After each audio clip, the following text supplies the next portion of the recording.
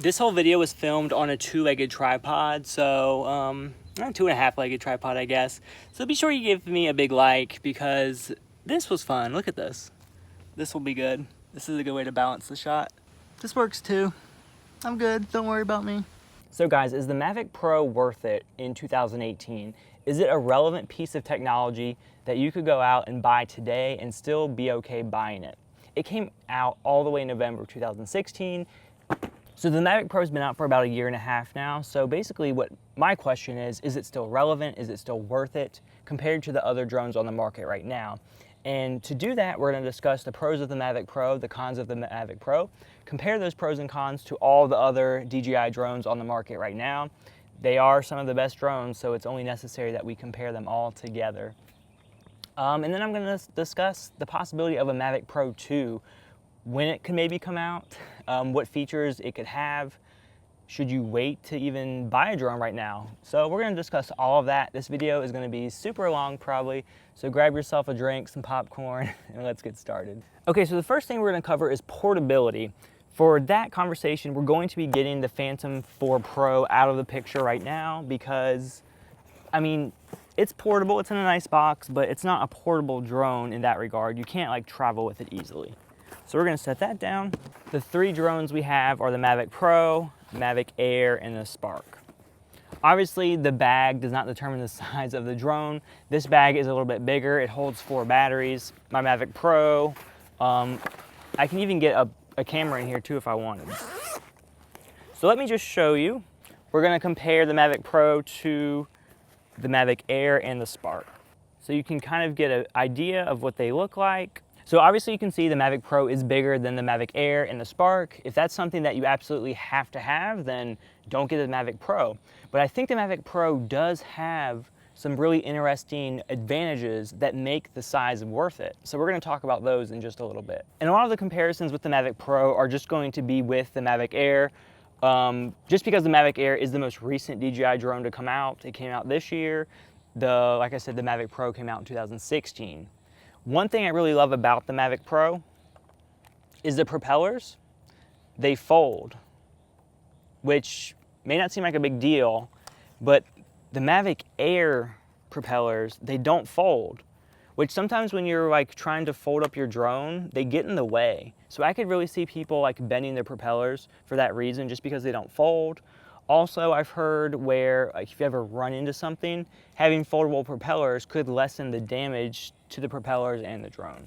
Okay, so first we're gonna talk about what the Mavic Pro excels at. Everything I think the Mavic Pro does better than all the other DJI drones on the market, regardless that it was released in 2016. So guys, battery life is a huge one. The Mavic Air only has about 20-ish minutes of battery life. The Mavic Pro has about 27 minutes of battery life. The Spark, if you want to talk about that, only gets about 15.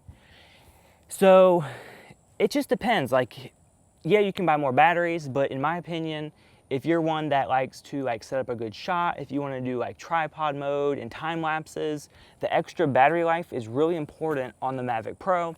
Even situations where you're having trouble getting your drone back. I had an instance where my Mavic Pro was floating away at sea in strong wind, and in the event that I had the Mavic Air, I may not have gotten it back simply because there wouldn't have been enough battery life to get it back to me.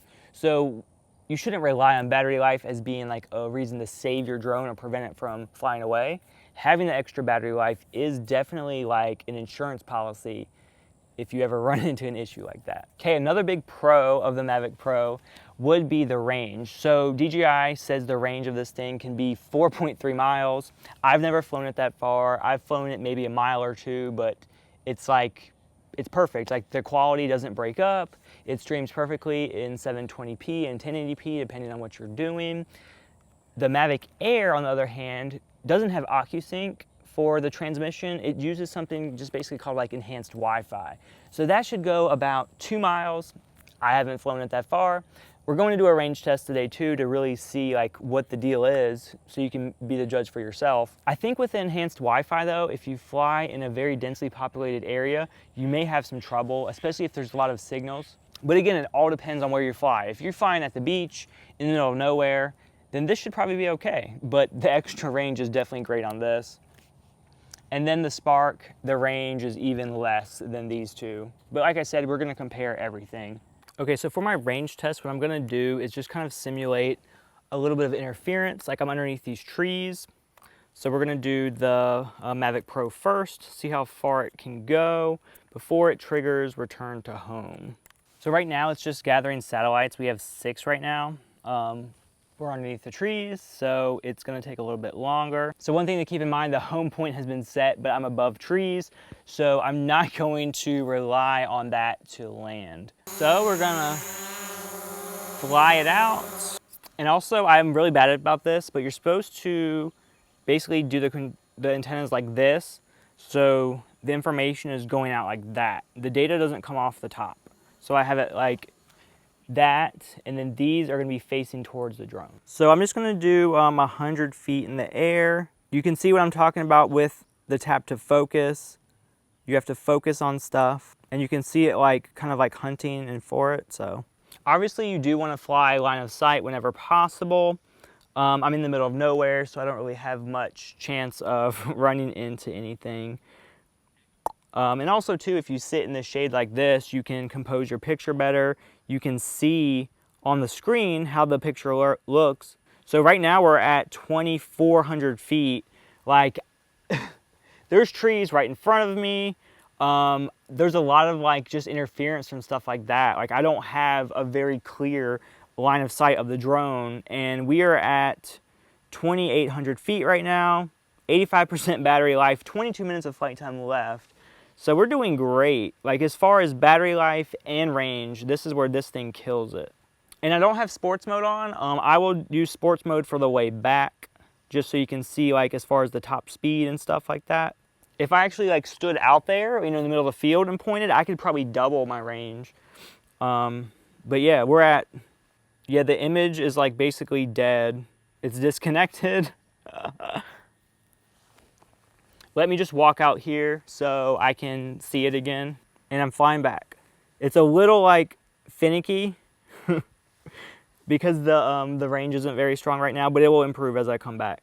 Yeah, see, you have to turn on multiple flight modes. That gets turned off when you do updates, which is a little frustrating at times, but as long as you know where to find it, you're good. So now we are hauling butt back. We are going 36 miles an hour. I never really want to fly back via GPS just because it's boring, you know, like common sense. If you have trouble getting your way back, you can just pull up the map and then you can just follow the arrow and it shows you the way back to home.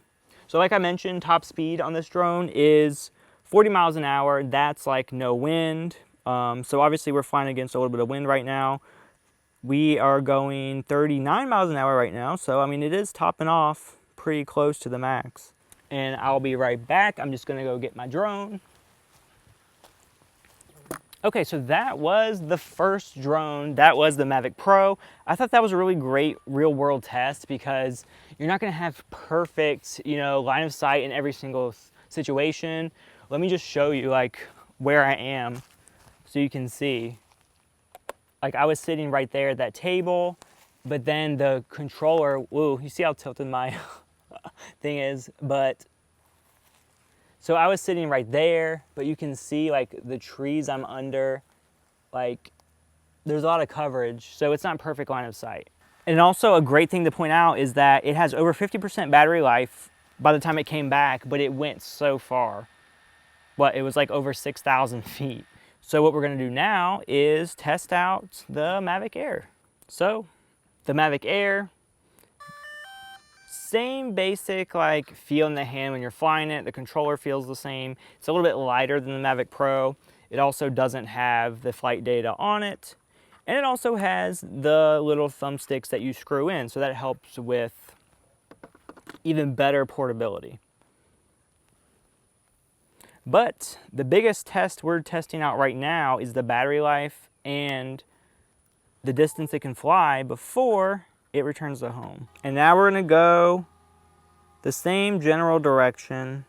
I'm not sure what's gonna happen. Like I've flown the Mavic Air and the Mavic Pro, but I've never done a head-to-head comparison like this, like in the same environment to see. So it's gonna be very interesting. Also keep in mind, like look at the battery life. It's at 86%.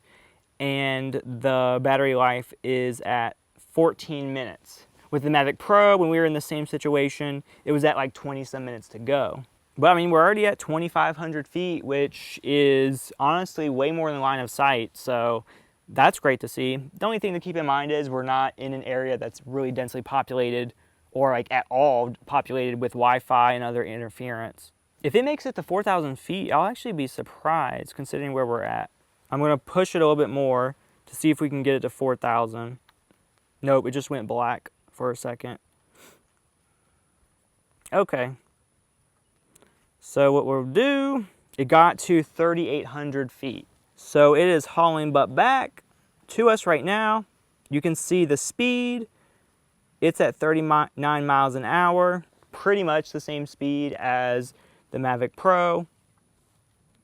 I do notice though, like if I don't face the drone, like if I point it this way, like it does get a lot skippier, whereas the OcuSync and the Mavic Pro is a lot more forgiving.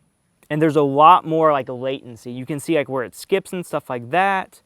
If we were doing line of sight, I'm sure there would be no problem. But it's a lot less reliable looking at it. And it's coming right towards us. So there we go. There was the range test for the Mavic Air. Just because the Mavic Air came out after the Mavic Pro doesn't mean it's better in range and battery life. You saw what the battery life and range was. It had like 6 minutes of battery life left. Yeah, so Mavic Pro wins in both of those regards. And if you're concerned about 4K recording, don't be. Even though this came out a year and a half ago, it has 4K recording. It records 4K at 60 megabits a second, where the Mavic Air records at 4K at 100 megabits a second. So yes, theoretically, the Mavic Air does have a better picture. It can get more data in the image, but if you want 4K, you'll get it with the Mavic Pro. Just to throw in another tidbit, if you're thinking about the Spark at any point in time, it doesn't record 4K. So if that's an immediate deal breaker, you know not to get the Spark. And this is an interesting pro of the Mavic Pro, but I mean, I really do like this design. So the battery is on the top. So you click it in, you're good to go. And it's on the top. So what I like about it on the top, you're not going against gravity. I've seen videos, tweets about it, where people's batteries have fallen out of their drone, more so on the Spark, but the battery on the Spark is on the bottom. So if it doesn't clip in perfectly, gravity is working against you and it could very well fall out in mid-flight. We know a battery falling out of a drone would just mean instant death because it would not be powered anymore. The Mavic Air also has a battery on the bottom, so we would hope that DJI would develop it to be super like good. I don't know what word I'm looking for, but just like super good quality to keep that battery in. Because if it's on the bottom, like gravity's always pulling at it. So the mechanism to keep it in place better be spot on. Okay, a huge pro again of the Mavic Pro would have to be the controller. So despite the Mavic Pro not being the most expensive drone from DJI, the Phantom 4 Pro, the Inspire 2, the Inspire are all drones that cost more money, but the Mavic Pro has something I really like, is the controller has all the flight data on it. So that's good in a few ways. If you just want to casually fly your drone like line of sight, having the controller with the data on it is great. You can see if the drone has GPS, you can see how far away it is, you can tell it to return home and just monitor the distance. If your phone ever becomes disconnected from your drone or your controller, or your phone freezes, or the battery dies, or whatever, there's still a chance you can get your drone back with the controller itself, because you can see how far away it is, and you can basically control it to get it back to you. So that's a huge thing. Again, it's like another one of those insurance policies. Like the bigger battery, get you back. The controller can help you get you back better. The battery on the top, not falling out, is better in my opinion. Okay, so we've been praising the Mavic Pro, like everything it does great, everything it does better or different than the other drones, but there are obviously some things that the drone doesn't do, considering it was released a year and a half ago. We've had some technology upgrades along the way. So basically, first con of the Mavic Pro is that it is not protected all the way around in terms of sensors. It only has sensors on the bottom and the front. So if you're flying and about to hit a tree, the sensors should know the tree's there and just stop immediately. If you're flying backwards though, it's gonna run right into a tree. It could run into a person if you're not being careful. Whereas the Mavic Air has sensors on the back, the bottom, the front. So you're pretty much covered everywhere except the sides. The Phantom 4 Pro has sensors all the way around, none on the top though, but some of the sensors on the sides only work in certain modes, so just keep that in mind. But having the sensors on the back, I think are a pretty big deal. It could definitely save your drone, so that's one downfall of the Mavic Pro. A feature that the Mavic Air introduced to us this year is something called APAS mode. So when you enable APAS mode, it uses the sensors and then gives you another one up. So what APAS mode does, if you have that on, if you're flying towards something, if the drone senses that it can maneuver around it, it will move around it on its own without you even moving the stick differently. So you could have the stick moving forward, right at somebody, and APAS mode would see them and find a safe way around. If the object's too big though on APAS mode, it's just gonna stay there. Like it's not gonna like maneuver around a huge forest or something like that. Okay, so one feature that the Phantom 4 Pro has that the Mavic Pro doesn't have, or any of these small drones, is variable aperture. So like, you know, the camera features or the camera specs, like this is the f2.8 lens. You can change the f2.8 all the way to like f11 if you wanted to. What that does is make the picture darker. You don't have to use ND filters in some instances. And just having the variable aperture allows another tuning aspect to your picture. When you're flying a drone, to adjust your exposure, you typically adjust your shutter speed and your ISO, or put like an ND filter on it as well, because it's usually like a fixed aperture. With the Phantom 4 Pro, with the variable aperture, you can also change your aperture, you can change your shutter speed and your ISO, so you have that magical 3 things you can change to really get the perfect picture and dial into the perfect exposure. The Mavic Pro doesn't have that ability.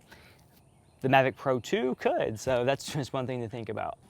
So I'm flying the Phantom 4 Pro right now, which compared to the Mavic, size isn't a thing at all. The Phantom 4 Pro, where it stands out from the Mavic Pro, is the ability to control the aperture and the ability to easily put on ND filters and polarizers.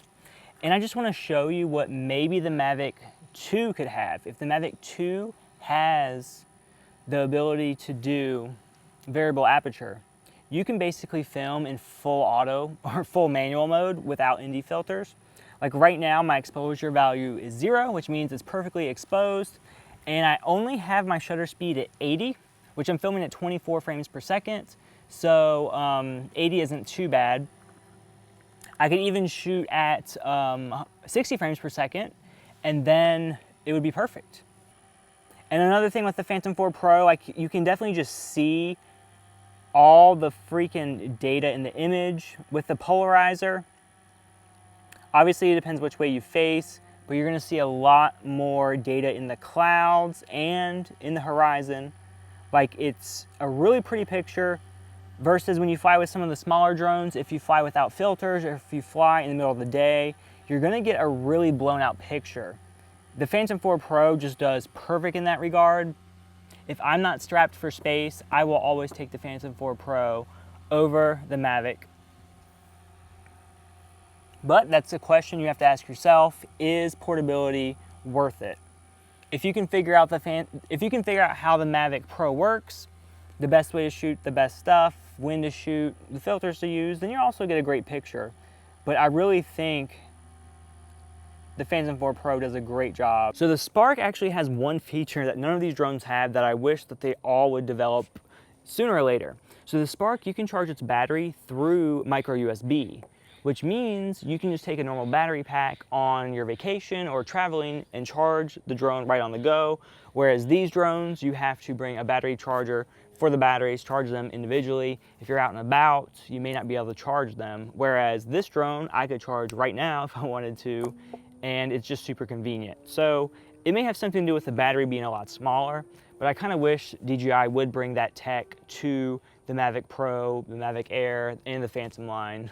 Like I could buy a really big battery pack and charge it, I don't mind. Like charge via USB-C, that'd be great. So another feature that the Mavic Air introduced, which should be brought to the Mavic Pro via software updates eventually, maybe, but the Mavic Air has something called Asteroid Mode and Boomerang Mode, and you can do like better panoramic shots. The feature I really like with the Mavic Air is the Asteroid Mode. So basically the drone goes up in the air and shoots this pretty cool like spherical shot. It just looks great. I wouldn't buy a Mavic Air just for that, but the fact that the Mavic Pro doesn't have it, I just want to mention that. As of May 2018, it doesn't have that feature. The Mavic Pro gimbal, in my opinion, is super stressful to look at and touch because it's very like just wobbly and unprotected, and it's held in by two little rubber bands, if that makes any sense. I'll see if I can get some shots of those. And it has like a two-step thing where you have to put a gimbal clip and then put the dome over it. The Mavic Air gimbal just seems a lot better quality. It's more like recessed and protected. If the Mavic Air ever crashed, I feel like the gimbal would be more protected.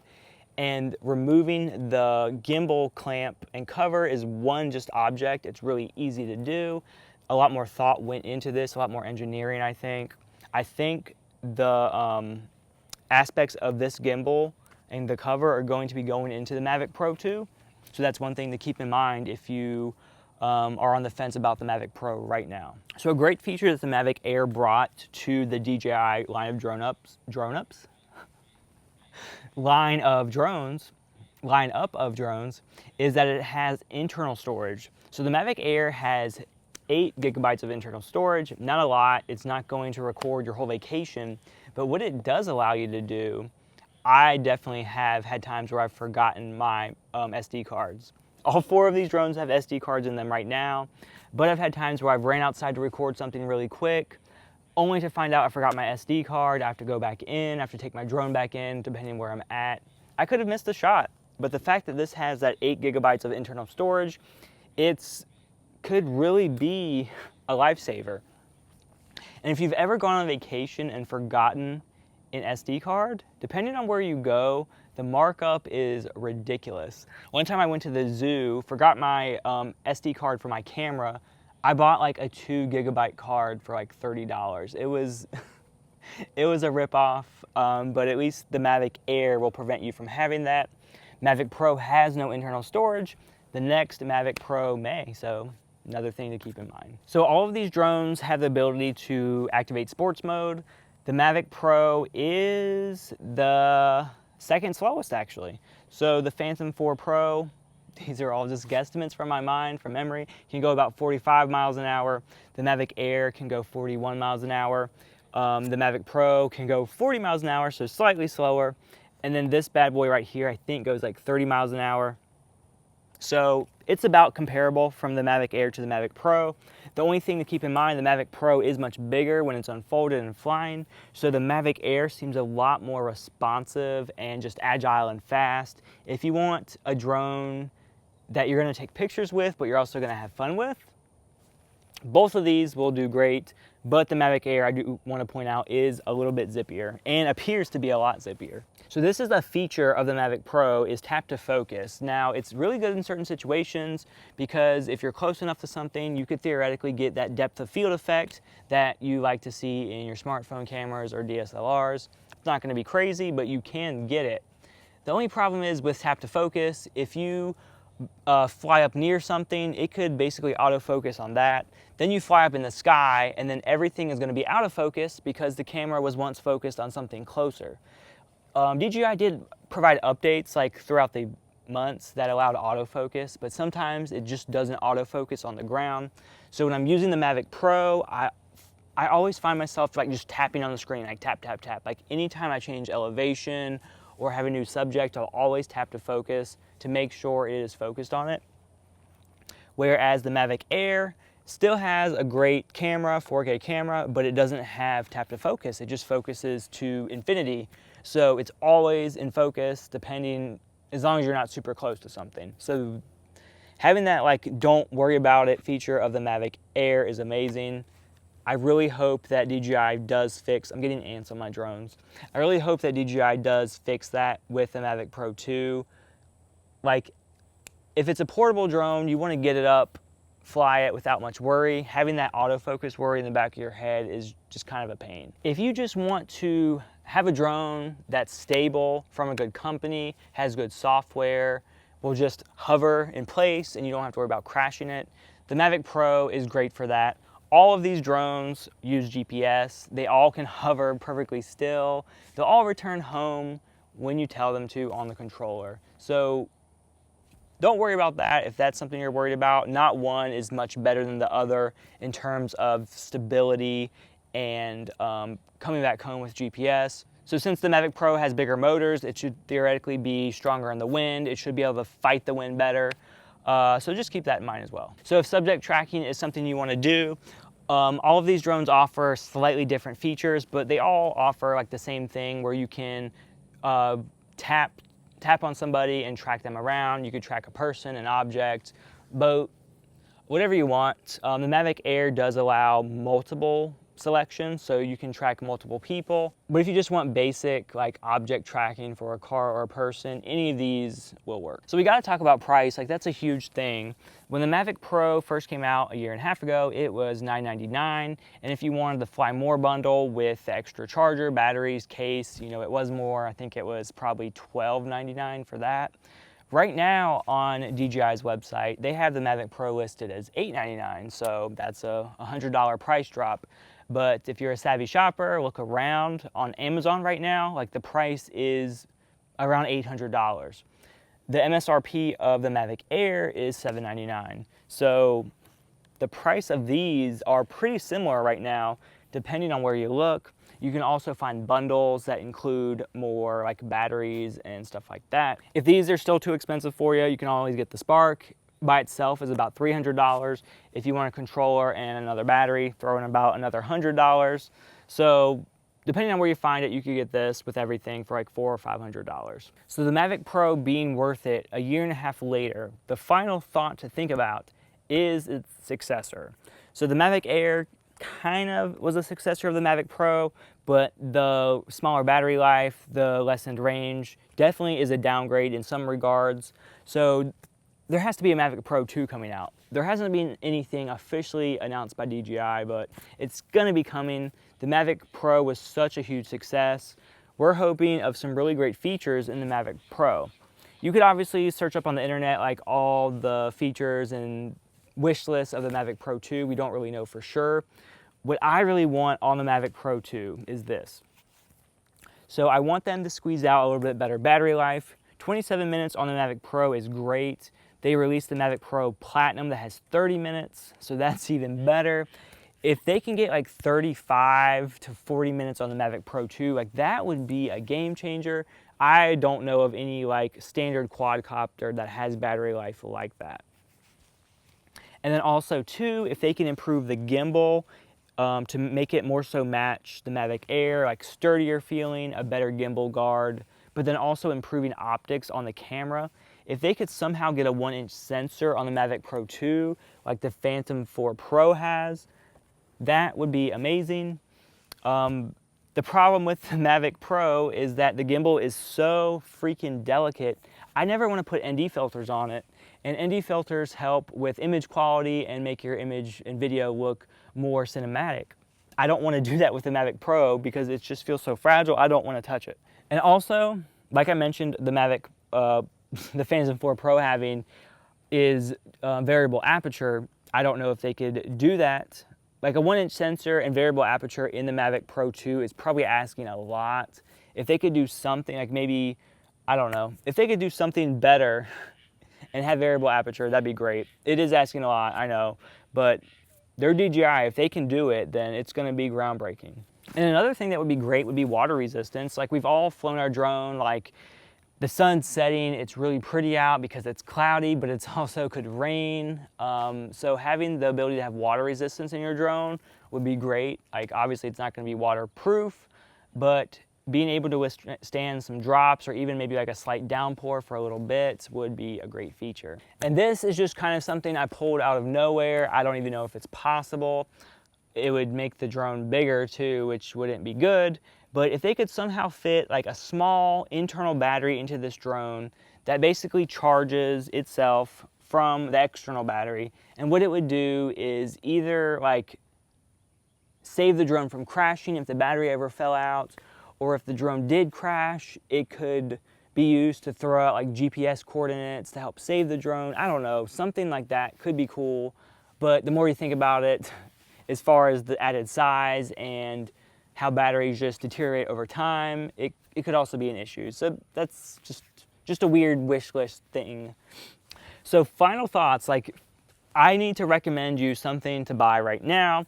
I have the links for all of these drones down in the description below. They all have great deals right now. So if you want to buy a drone, do it.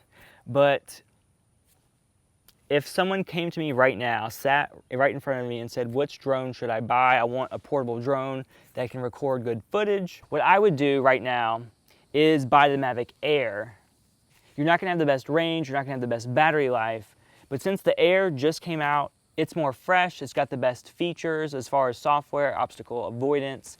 When the Mavic Pro 2 comes out, it's gonna seem like a huge jump because you're gonna get better range, a lot better battery life, stuff like that. If you bought the Mavic Pro right now, you'll be pretty irritated when the Mavic Pro 2 comes out and your drone seems that much more outdated. But do what you want to do. It's your life. Also keep in mind, you can probably sell all of DJI's drones for a pretty good amount. They probably don't go down in value very much, considering they are the best drones on the market. Kind of like Apple products, they hold their value the best as well. And I think that is it, guys. Hopefully this video wasn't too long. If you enjoyed it, be sure to give this video a big thumbs up and subscribe to my channel. I make new videos all the time. I do drone videos, how-tos, reviews, and everything in between. See you later. Bye. So, guys, that is how you spend a whole morning filming drones. It certainly takes a lot of time to like get everything ready, especially when I have 4 drones, but you know, it's something I really like. Don't mind me, I'm just packing everything up so you can kind of see what I do.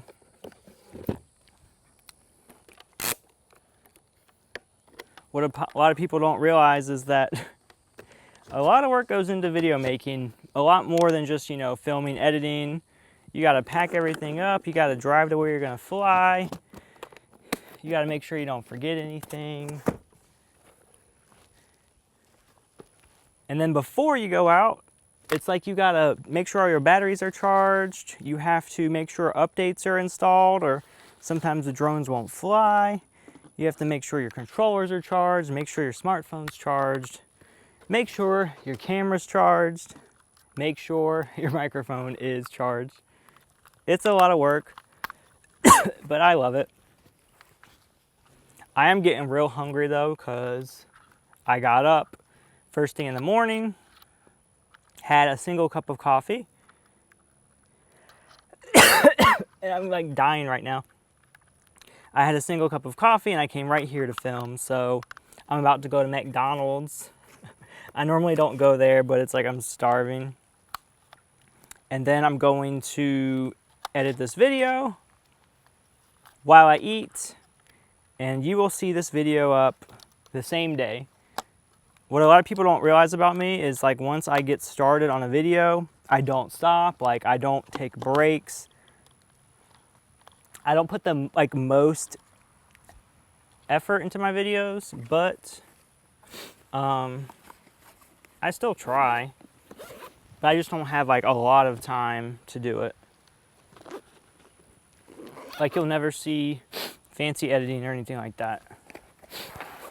It's like I'm always so busy with school and work and stuff like that, so I would love to put like so much effort into my videos, do really good editing, like really make them polished, but I've come to enjoy like just making casual style videos with, you know, decent audio and video. Definitely let me know, you know, what you think about that. If you want really good quality, like, you know, the YouTubers to go to. I mean, heck, look at me, like my whole camera is like tilted sideways because my leg broke off. Ugh. Like, do you see this mess? Like, this is the camera leg that broke off. And I had to film the whole video like this. Okay, so we have my Mavic Pro packed up. We have my Spark packed up. We have my Mavic Air packed up. We have the Phantom 4 Pro packed up. I got my keys. I want to take the trash with me. If you're curious, this is how I carry 4 drones, a broken tripod, and a bag with my camera all at once.